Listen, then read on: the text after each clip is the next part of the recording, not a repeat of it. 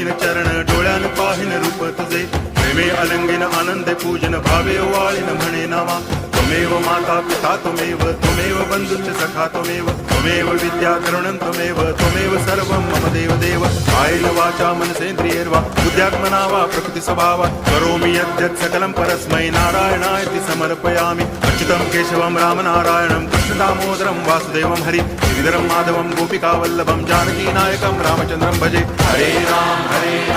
Ram Ram Hare Hare Hare Krishna